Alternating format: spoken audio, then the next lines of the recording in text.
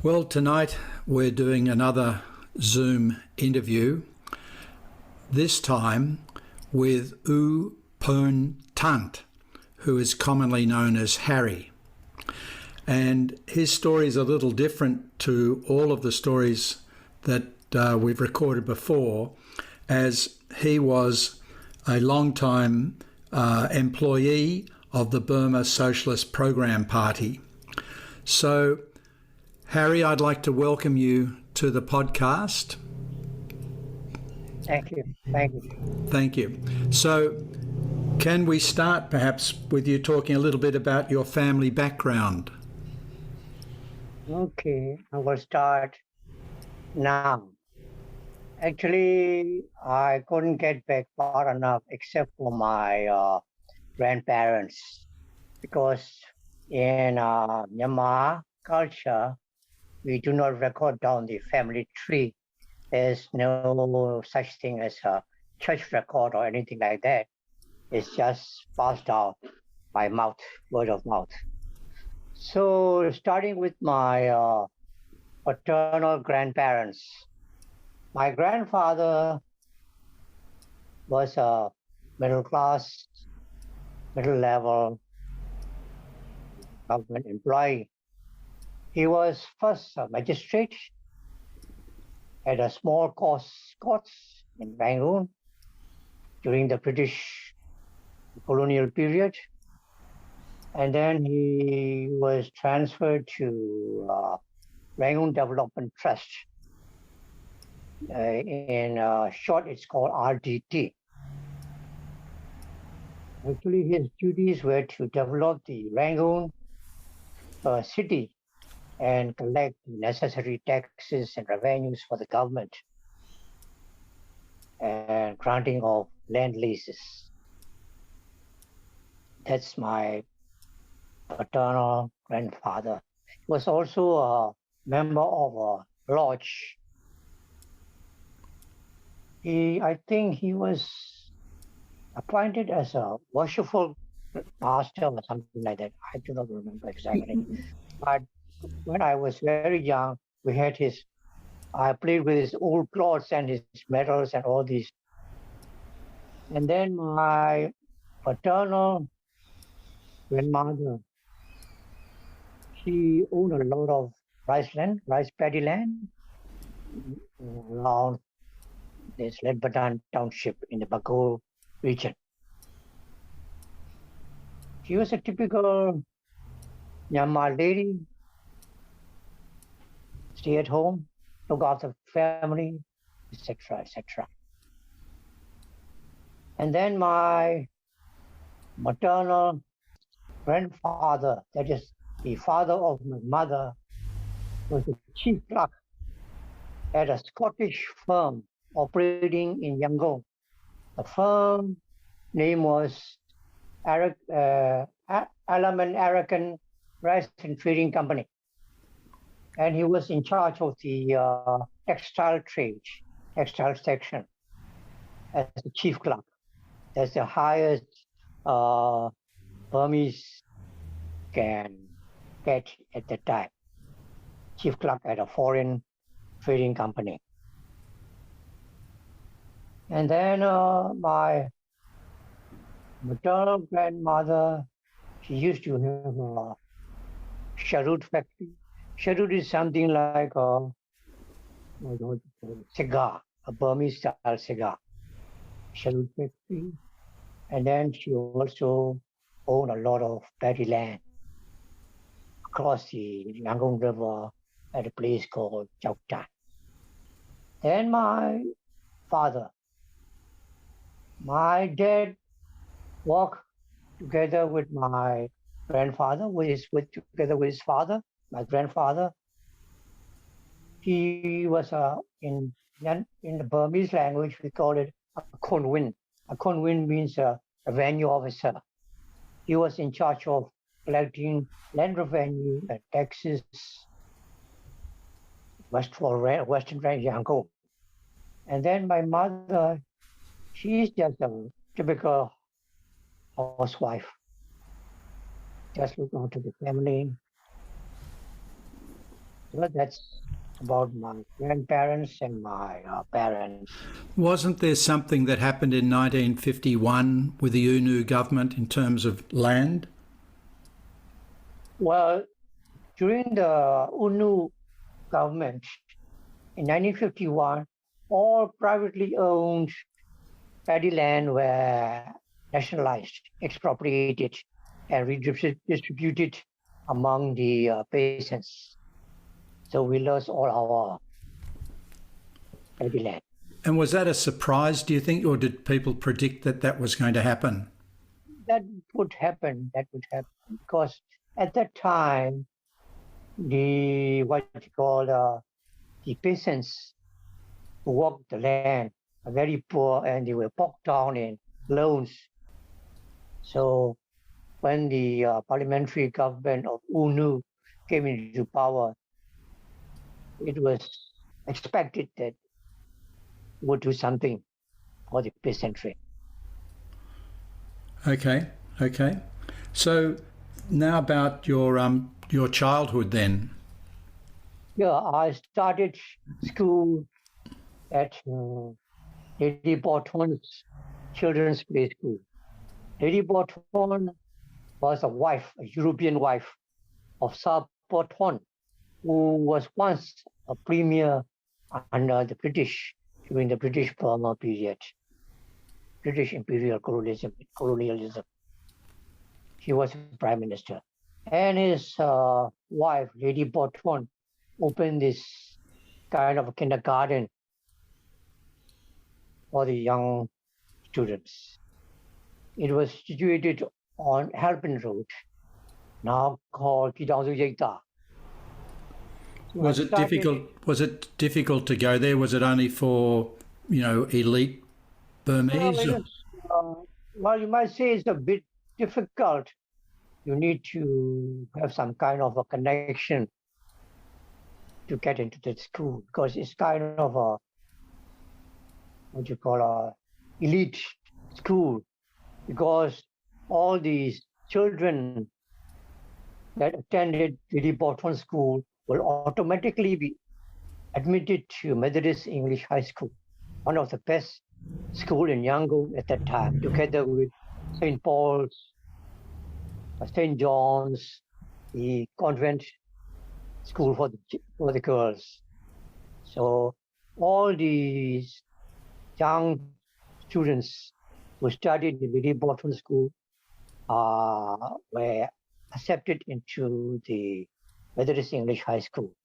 And Methodist English High School was run by our Methodist missionaries.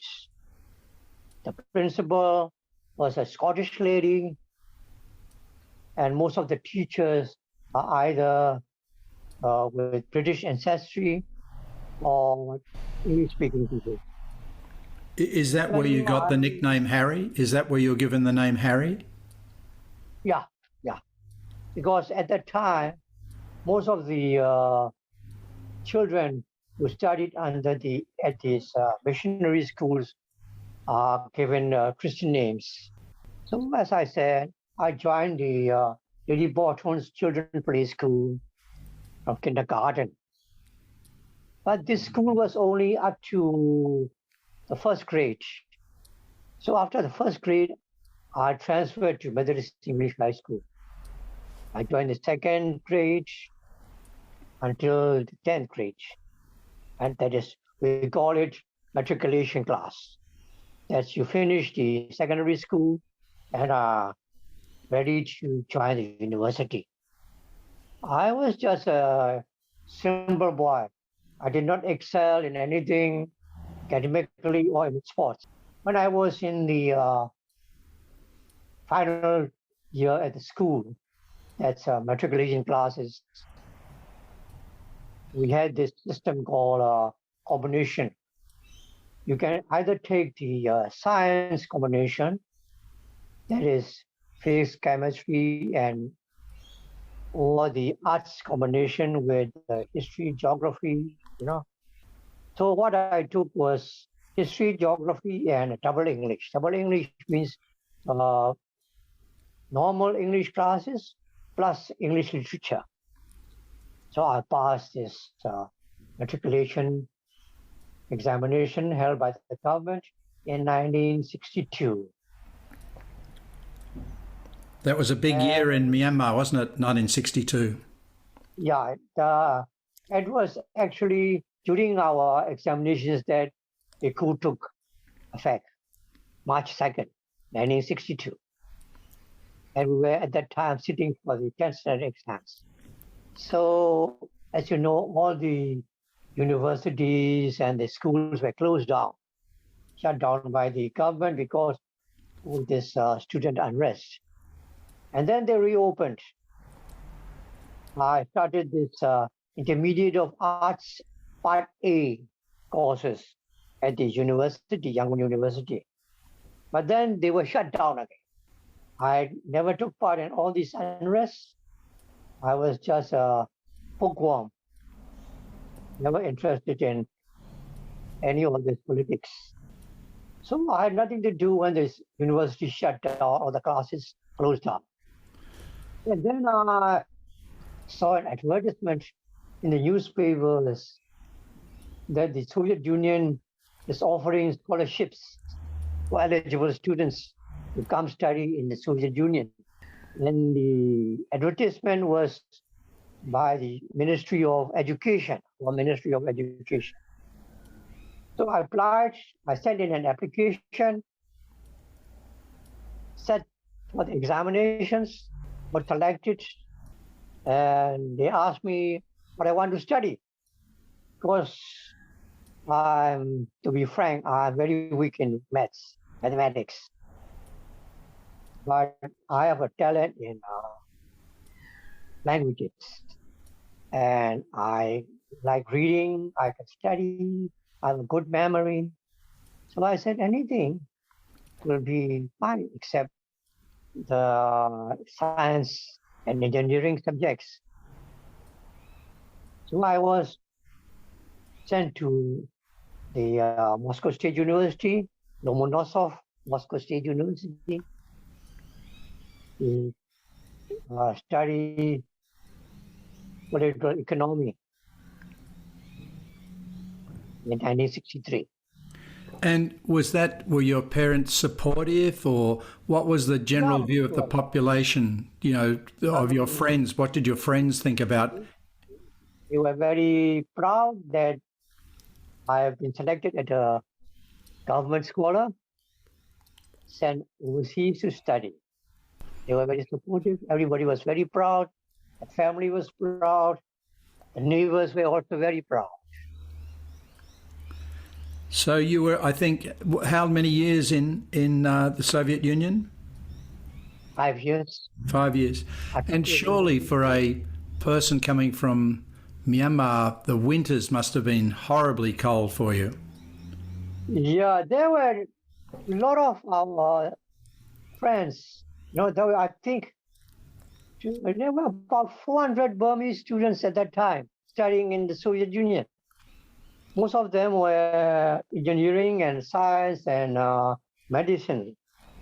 But 3 or 4 of us were studying Marxism-Leninism, because one scholar got a PhD in philosophy in Marxism-Leninism.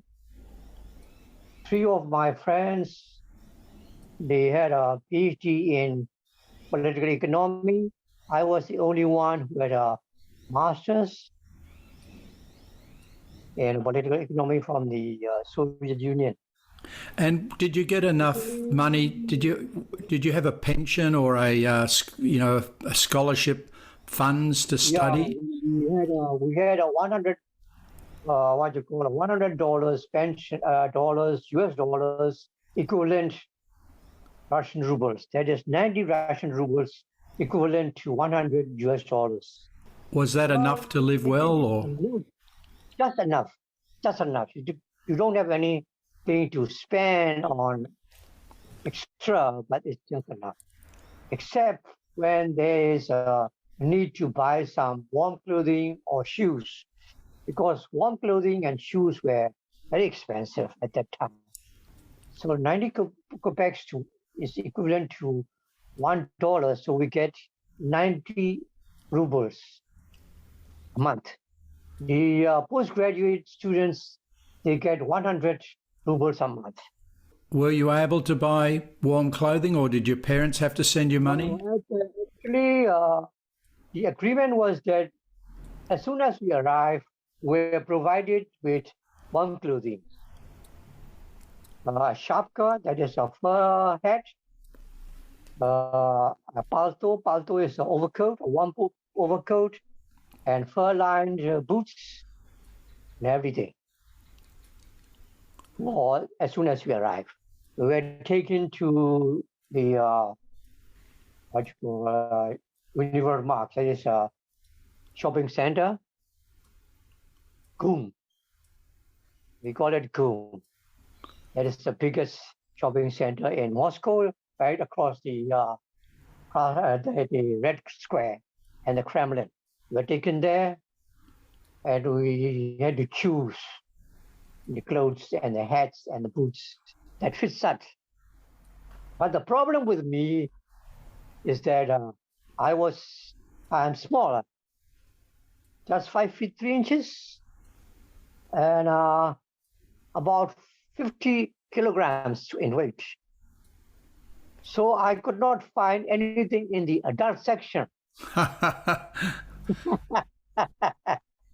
So they took me to another place called Jet Ski Meal. Jet Ski Meal is, in English, it's called a children's world. So I had to go there and took the biggest size for children. So anyhow, that's we were provided as soon as we arrived with warm clothing. But for the later, we had to buy our own, of course. Right. And were the Russians or the Soviets friendly towards, students from Asia, or? What you call the ordinary people, are very friendly, very hospitable, very fun-loving. But the problem is they drink a lot. Were you able to go to people's homes, or was that forbidden? Yeah. We can go. We can visit my teachers, my professors' houses, homes. Yeah, no problem. West portrayed that is behind the Iron Curtain, people are living like prisoners. No, we were not like that. Right. Of course, we were have to obey all the laws.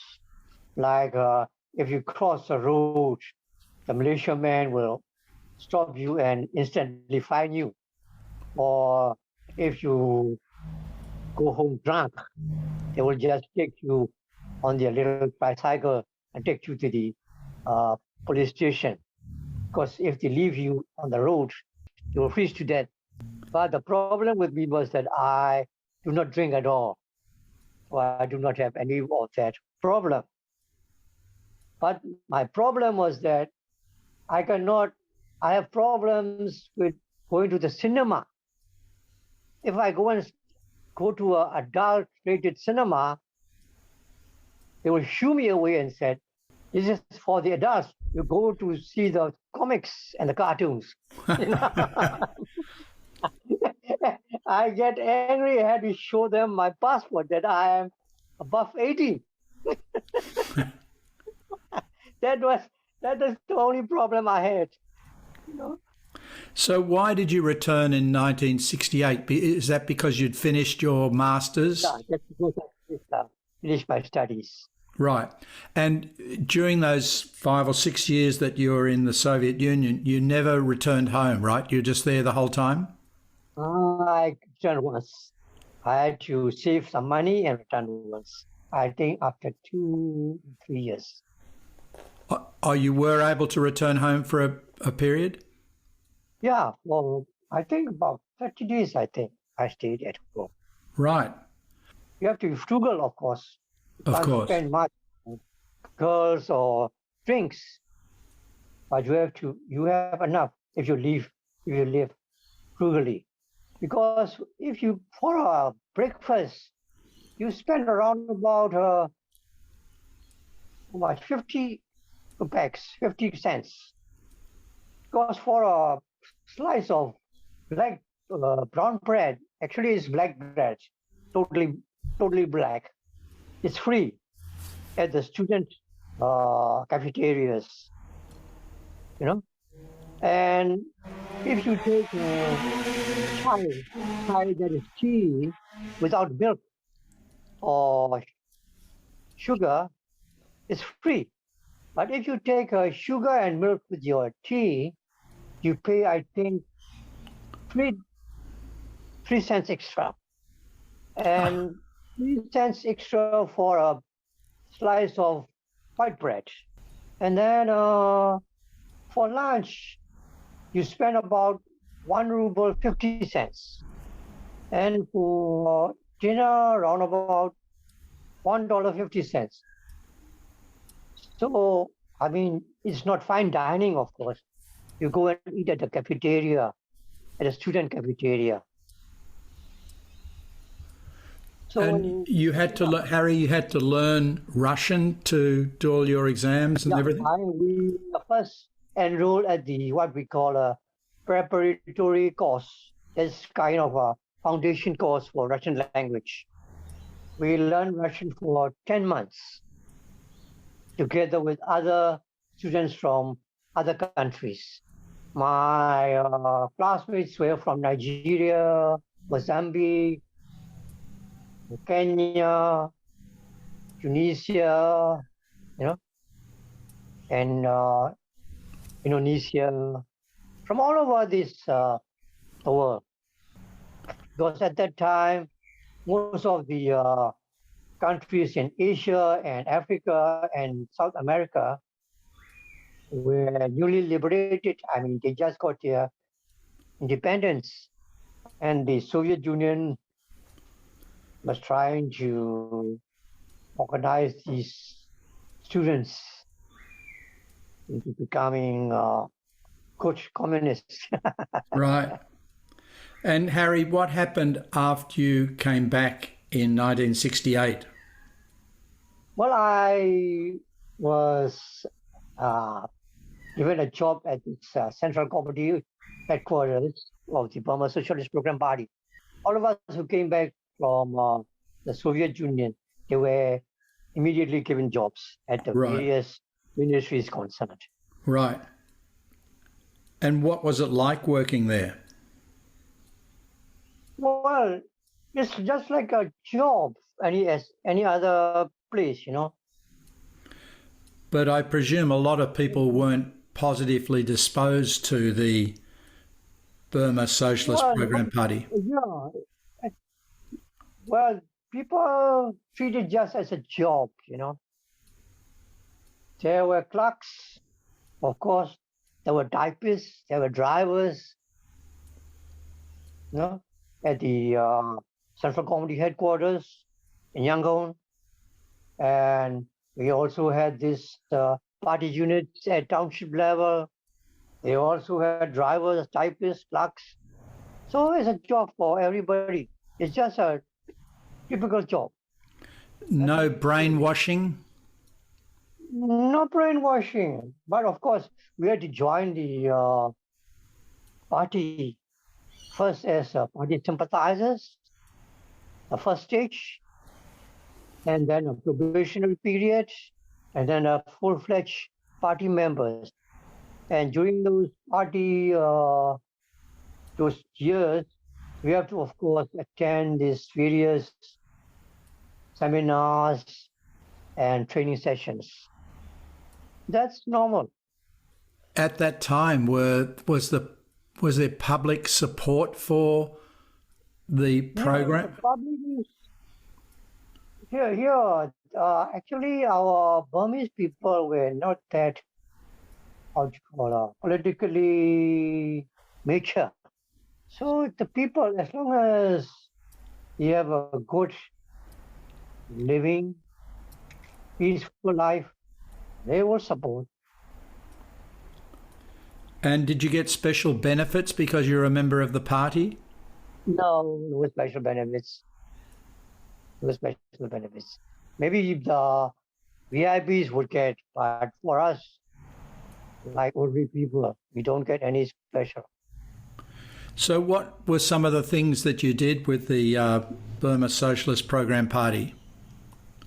Well, as I said in my short notes, I was first inducted as a junior officer. Then I had to go to this basic political course at the Central Institute of Politics under the Central Committee. That's a compulsory course for all people designated to become senior officers or township level party unit members. And then later I was attached to so many commissions. I was first attached to the 1974 Constitution Draft Commission as a research associate, to the subcommittee drafting the fundamental rights and duties of citizens, and then to the subcommittee going around southern Shan state to explain to the population about the salient points of the new socialist constitution in a group headed by the Joint General Secretary of the party's headquarters. And then I was attached to the Election Commission as the Chief of Staff of the Secretary's office, and then to the Referendum Commission that is tasked to hold a referendum for this 1974 state constitution. Then I came back to the mother unit. The Constitution got passed, and was there anything special about it? Well, it was the Constitution 1974 Socialist Constitution was aimed at establishing a socialist country. That is the main objective of the Constitution. And what's some of the other things you did at the in the party? Yeah, as I said, I was a junior analyst at this agriculture, animal husbandry, forestry, and cooperative affairs committee, and then senior analyst with the science and technological affairs subcommittee, and then with the international affairs committee. And the last position I had was at this international affairs committee as the chief of staff. Because in 1988, student riots or uprising, the party was dissolved, correct? Party was dissolved, disbanded, yeah. And was that a shock? Well, of course it was a shock. Yeah, one day you've got a job and the next day suddenly it's completely gone. Yeah, actually we were warned that from this day on, from such a day onwards, except for the skeleton staff, nobody should come to office anymore. I think it was on August 22nd, 1988. Nobody should come to the office anymore. We were warned. Do you know why? Was that because of the student demonstrations or? Yeah, because the student demonstration and then there was this coup.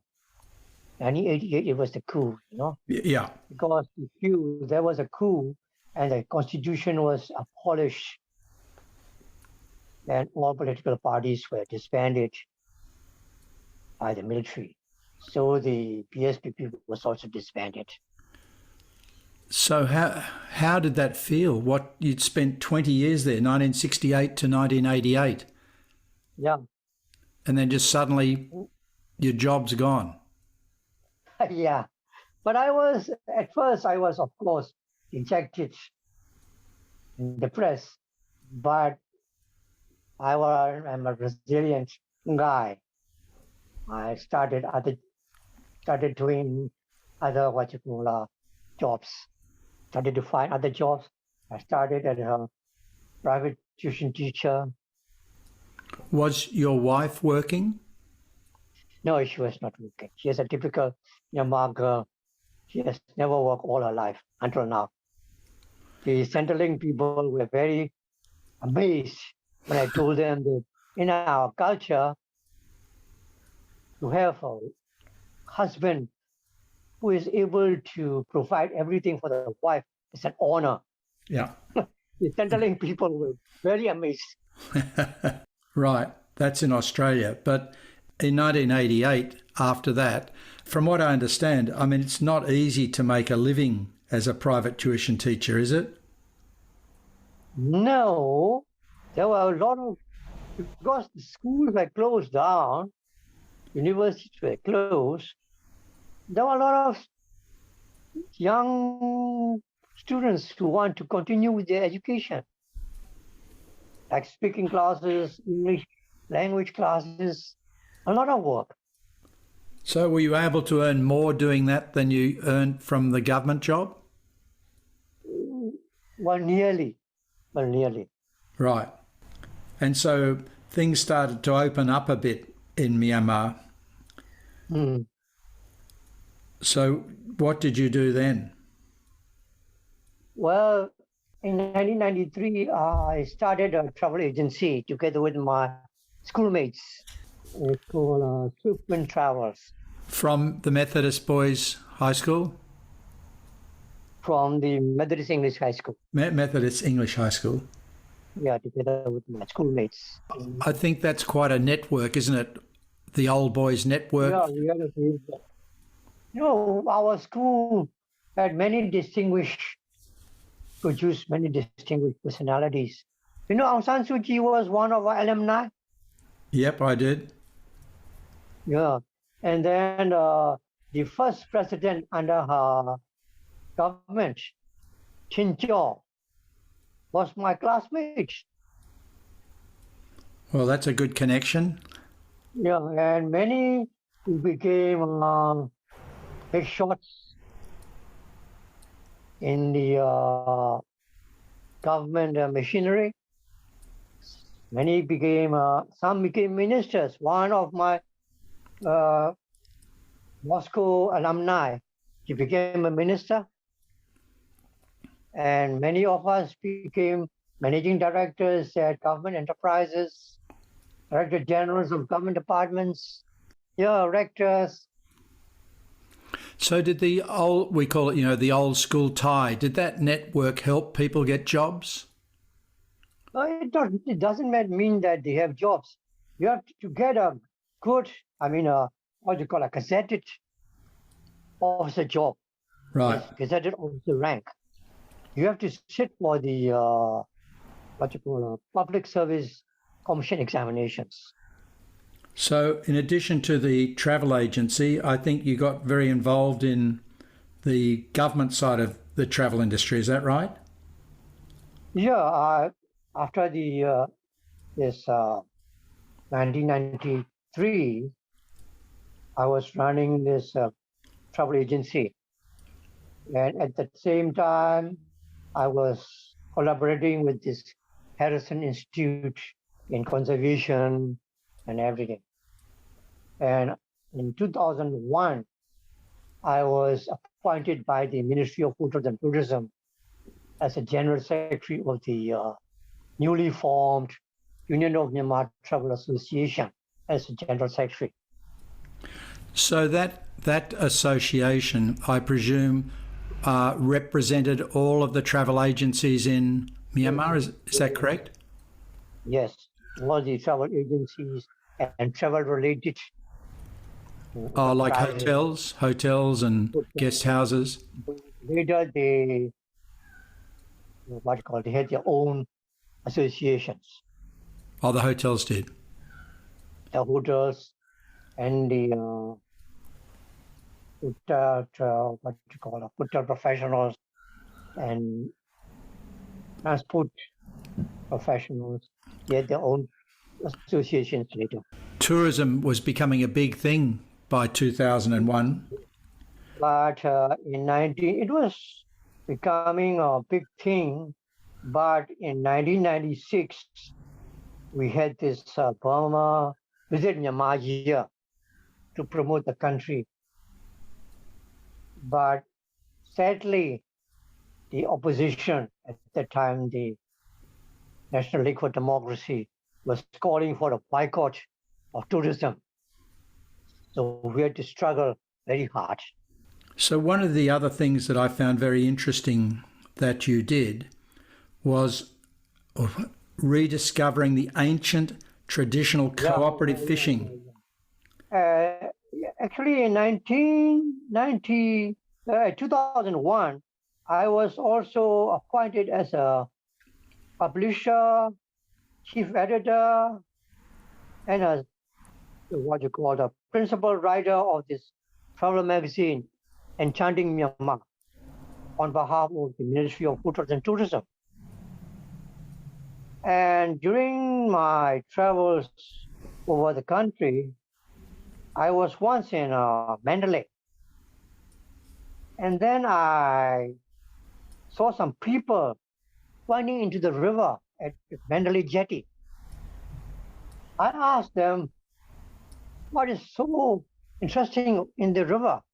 They said there are a couple of dolphins coming up the river. I was very surprised. I've never heard of dolphins in the freshwater areas. I know about dolphins in the ocean and seas and the saltwater areas, but never in the freshwater areas. So I asked around, and they said there are some villages north of Mandalay where the fishermen and the dolphins, they are called Irrawaddy dolphins, Ocasella brevirostris, that's a scientific name, Ocasella brevirostris. So they told me that there are some fishermen up north of Mandalay that fish together with dolphins, a cooperative, collaborative fishing method that been passed down for generations.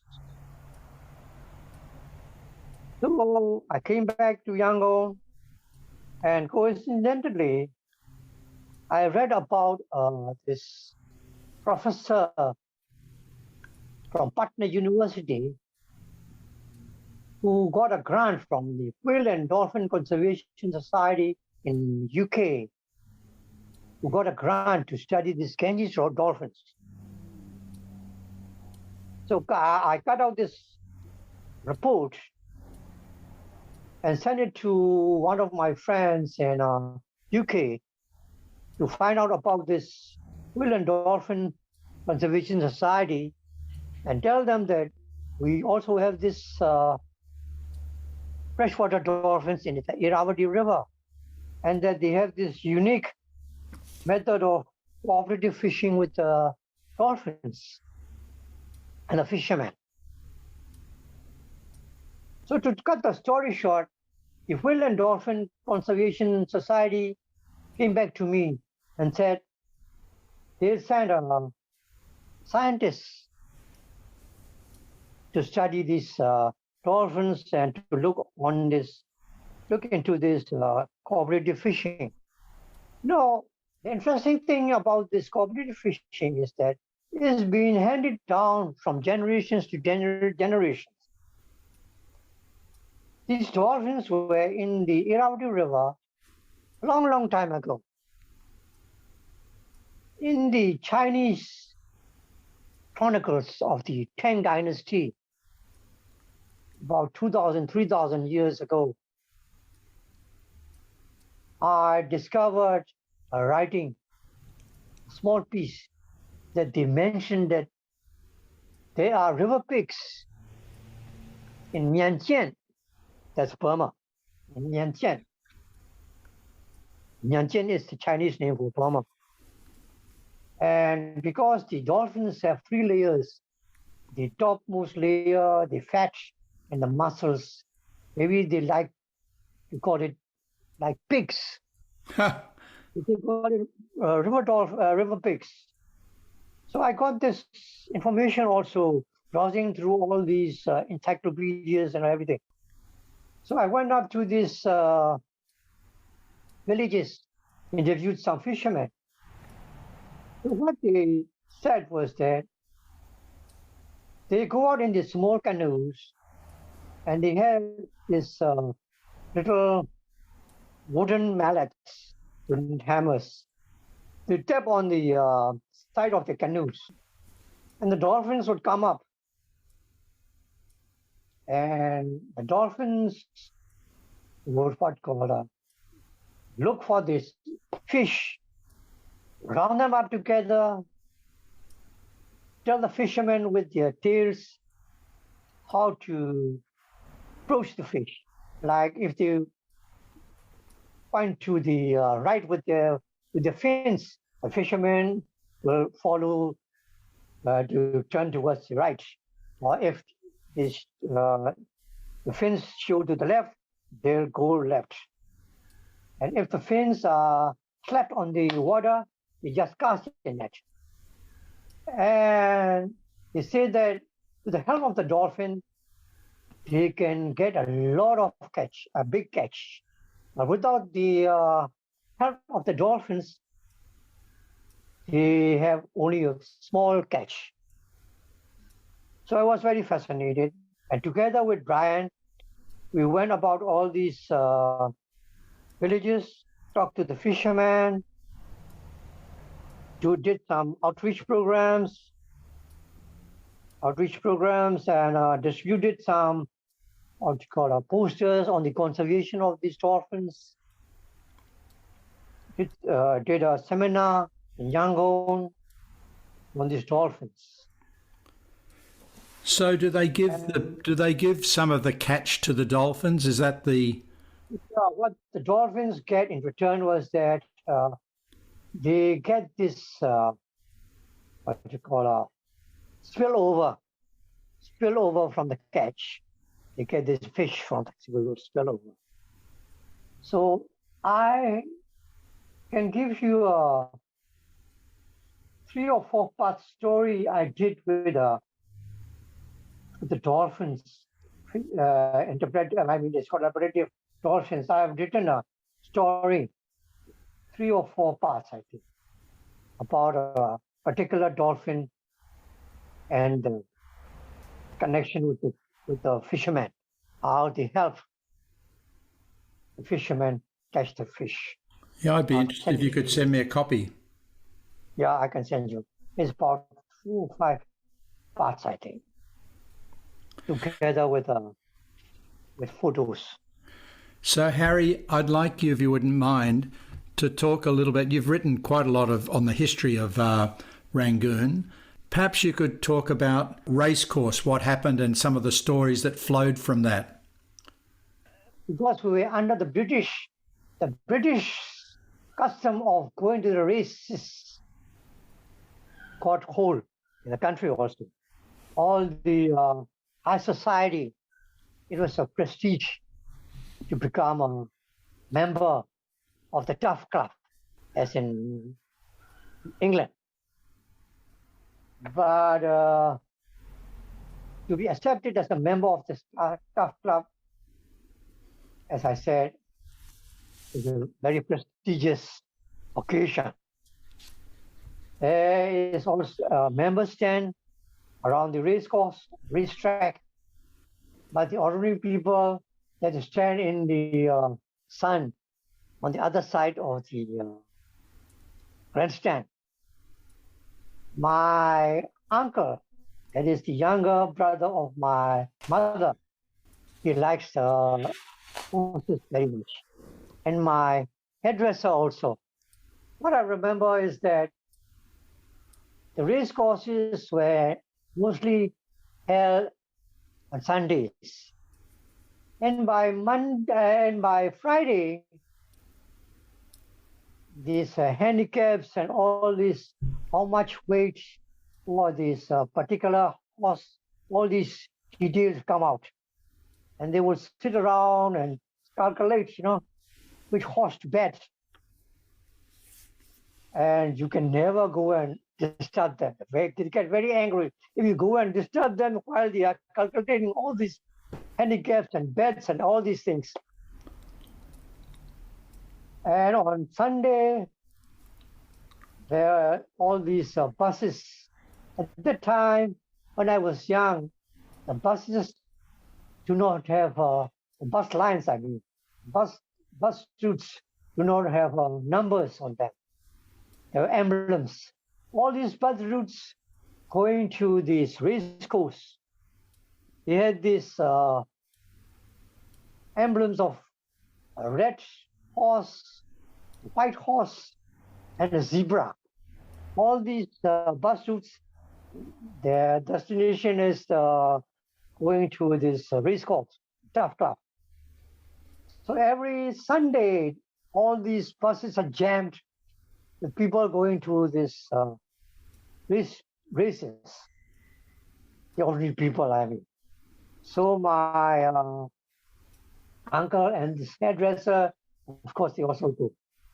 In the evening, they would come back. You go and ask them, so how much did you win? They get angry. I never heard them win anything at all. I never heard them win anything, anytime. And I do not know. They never got rich from betting on horses. As far as I know, they never got rich or got any win. Anyhow, after 1962, according to the rumors, I do not know exactly personally, but according to the rumors, Hpone Thant was very fond of races, and he would also go to the races regularly. Even my family doctor, he was an Indian gentleman, Dr. Tom Lamak. He has a stable for race horses. There's a paddock near the Tough Club, and he breeds race horses. And to be an owner of a stable is also a very, prestigious position in society. So to cut the story short, Hpone Thant finally shut down all these races, horse racing, and said, this is making people poor. There were also rumors, of course. I do not know personally, just people whispering that he would go to England and to Europe and bet on horses. I don't know exactly, just rumors. So do people, when Ne Win made a decision like that, everyone just accepts it and no one says anything? Well, everybody understands that these races are no good. They make people poor. Everybody knows that, except for this, the high society, the elites, and the rich, the ordinary people. It makes them poor. Everybody knows that, accepts that. So you're saying that when he banned horse racing, the majority of people accepted that was a good decision? That was a good decision. I personally think it's a good decision. And what happened to the racecourse? Because it's a big area. Before I go to that, I would like to tell you more about this orphan conservation. Okay. What I'm doing now, as I told you, I have started a project called a community-based tourism project at a small village on the banks of the Irrawaddy, a little bit north of Mandalay, together with the funding from Harrison Institute of UK. Did you say Harrison? Harrison Institute, based in UK. Right.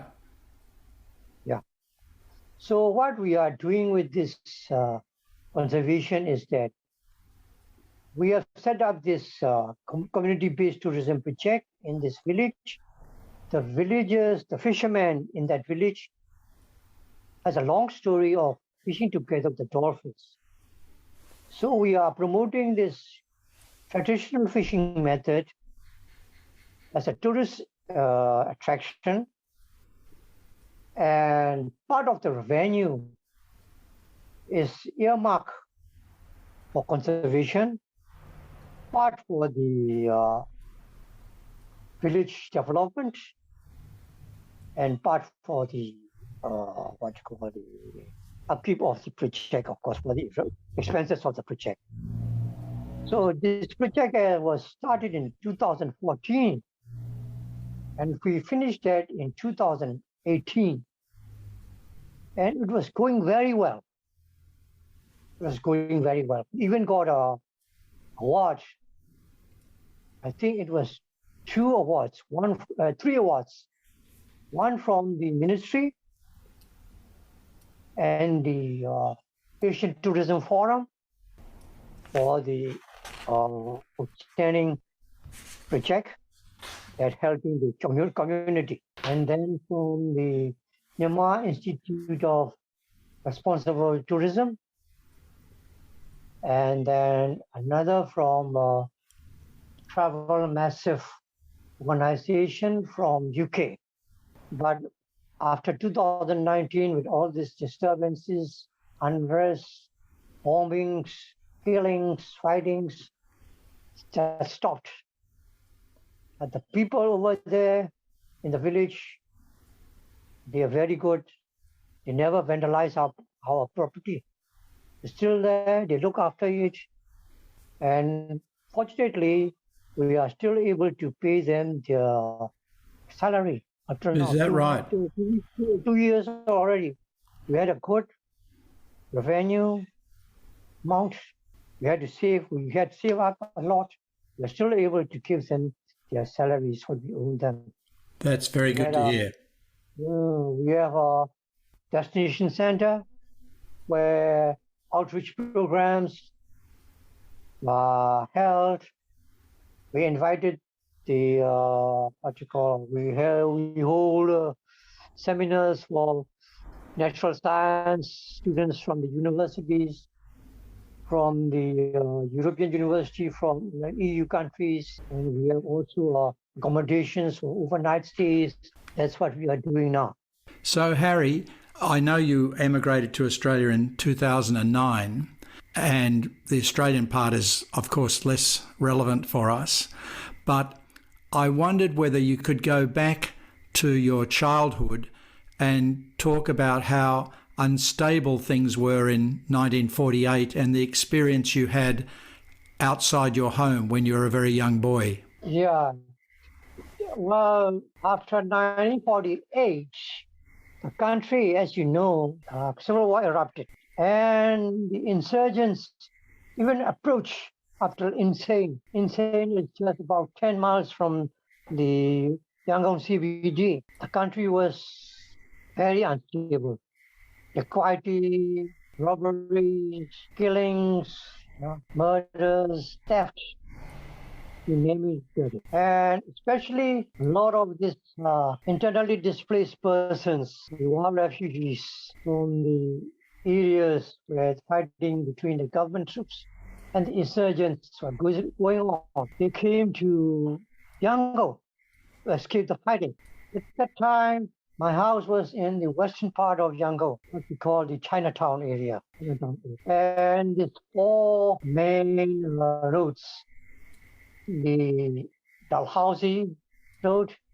Dalhousie is now called Mahabandula. The Fraser Road and Kanu Road, that is now called Anorata. And the Aung San Road.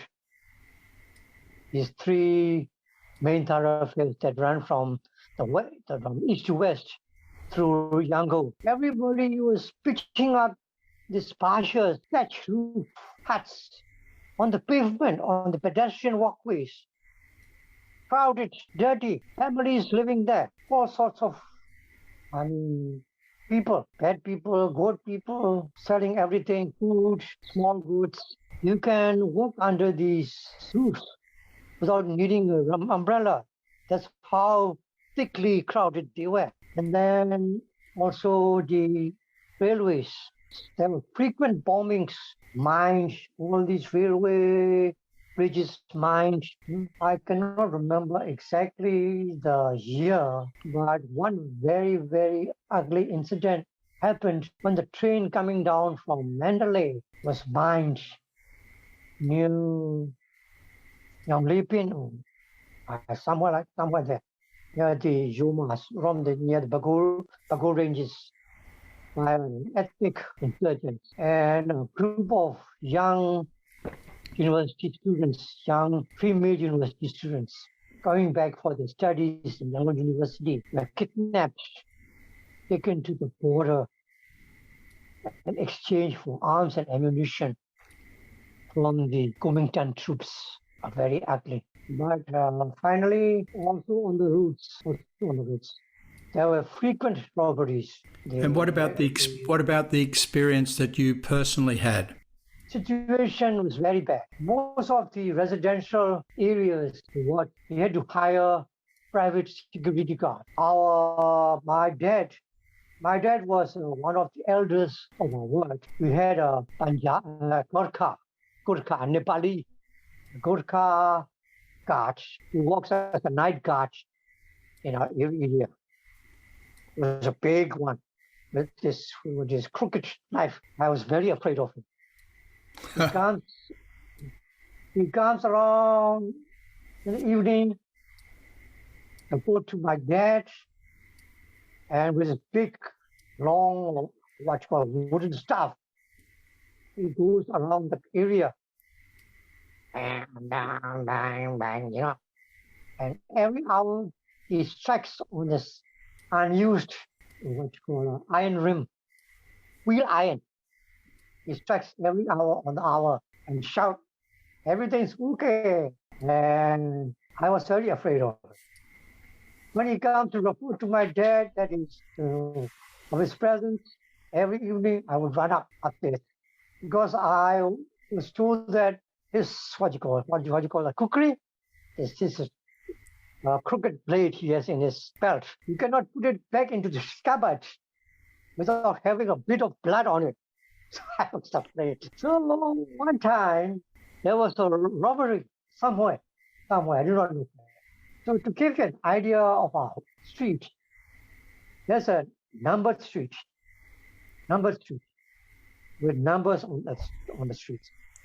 And then we have the houses facing the street. And at the back of the houses is a back drainage space where all this sewage, manholes and everything, and the used water and are collected.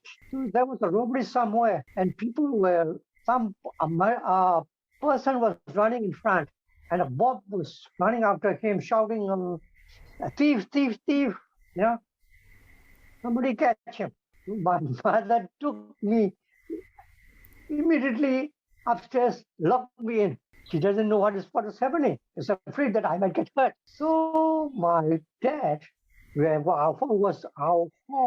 house was at the corner of this back drainage space and the road in the street.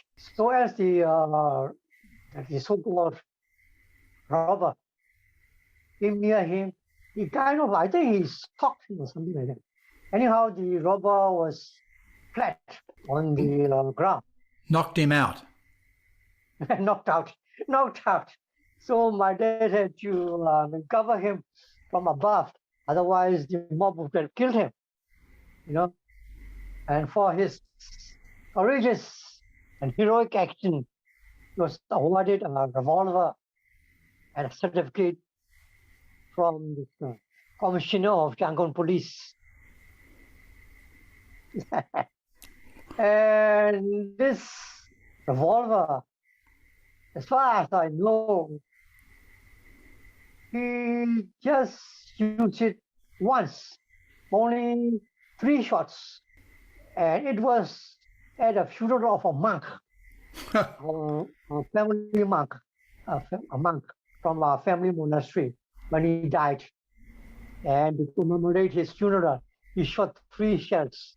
He shot 3 shots. That's the only time he used that revolver. Anyhow, when he died, I surrendered it back to the police. It's dangerous at home. I do not know how to use it. No. I have a small boy at home, so it's dangerous. And another instance was that about 3 or 4 houses distant from us, there used to live 2 sisters, both spinsters. They live alone in a small house, brick house. But because at that time everybody knows everybody, they were very safe. But one time there was a robbery. Nobody knew anything about this robbery happening. Only when this her older sister came rolling out into the street, rolled up in a mosquito net. People knew that they had been robbed. And that were very bad times, very bad times. So, Harry, thank you so much for participating in this interview. You've had a fascinating life and there are so many stories there. And I do look forward to catching up with you in Sydney sometime. And if there are any other topics that you'd like to talk about, please do let me know. Thank you very much, Harry. Okay, thank you, Peter. Thank you for the opportunity.